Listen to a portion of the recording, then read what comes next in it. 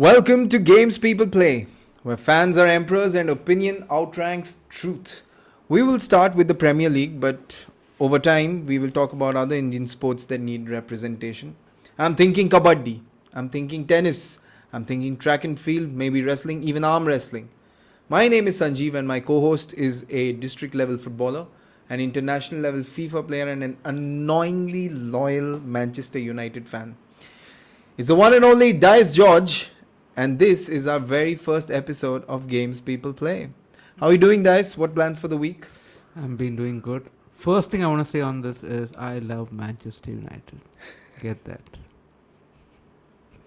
On that horrible note, let us begin. So there's something really weird that happened recently, and Dice, you're from Kerala. Yes. And do you have a lot of friends who are Malayalis who are in Dubai or any of the Gulf countries? A lot. A lot of them? Yes. So how are they doing right now during the war? I mean, I remember talking to this one of my friends and asking her, like, why don't you come back? She had gone there for work and supposed to work for 3 months. She's like, it's all chill here. I'm like, what do you mean by chill? I see a couple of missiles going and some explosions in the sky, but it's all chill. Yeah, so I have been hearing something similar, and it was about a friend of mine called Sumit. And he said the very same thing, that one of the reasons why he actually respects Iran in this war is because of the fact that all the missiles were in non-civilian areas. But then he also told me the name of the building he's living in, and since then I've been following him and his journey back home very closely, purely because of the fact that he stays in Trump Towers.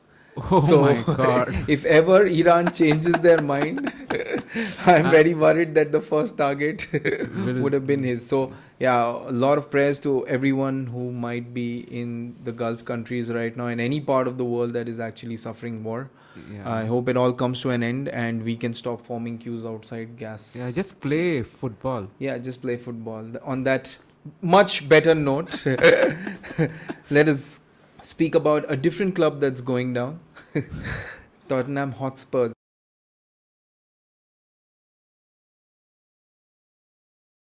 Feel for them even as an Arsenal fan. I can relate to that. When we were under Emery for 8 games, it felt like we were going to be one of those clubs that wouldn't know how to win. No. I don't think you were there watching us under Emery. No. Yeah, so that's why you don't know. but I'm telling you, I get this feeling that you can't win. You know, that frustration that, you know, like even in the worst Wenger years, at least against the smaller teams, we would always feel that we can beat them.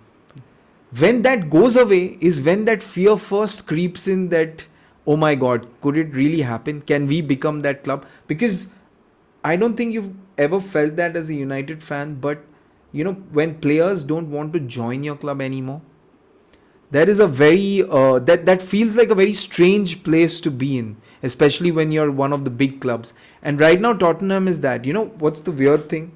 They wanted Eze, game changer for us. Right now we're suffering. I think Man City, we lost in the final because we didn't have Eze. Yeah, they wanted Hincapia. Really? Yeah, but see, why would Hincapia go to Spurs if he's getting Arsenal? Why would Eze go to Spurs if he's getting Arsenal? That is the problem. But I don't think it's related to right now. It is sort of, because at the end of the day, you need to have players of the caliber that can keep you up. See, they are right now in a position where they are unfamiliar. But to get here in the first place is a huge shock to them. Yeah, They, that is as true. team, as players, they expected to be above. And part of that has to do with who you bring in. If you can't bring in the right players.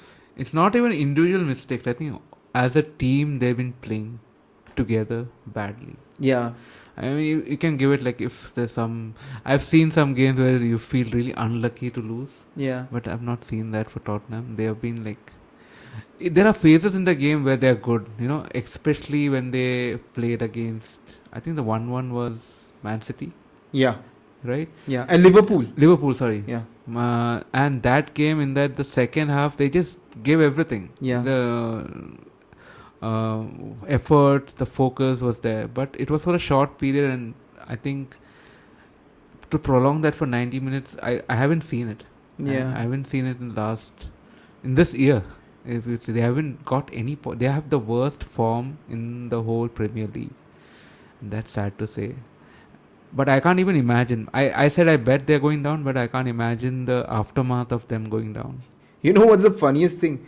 The person that they have all their hopes pinned on, Mauricio Pochettino, the chosen manager who they hope comes back, just lost 5-2 to Belgium yesterday in friendlies.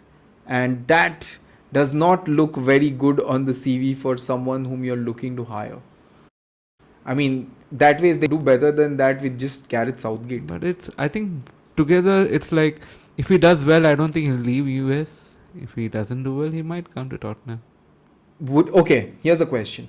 Would Mauricio Pochettino take the Tottenham job even if they're in the second division?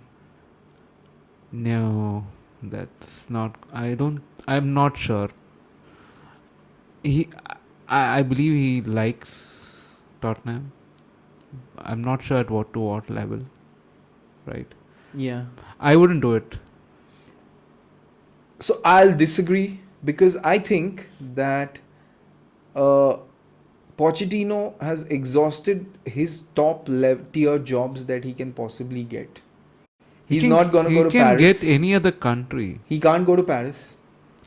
He cannot go to the Spanish league, at least in the top two clubs. He maybe Barcelona, but I don't think Barcelona would take him.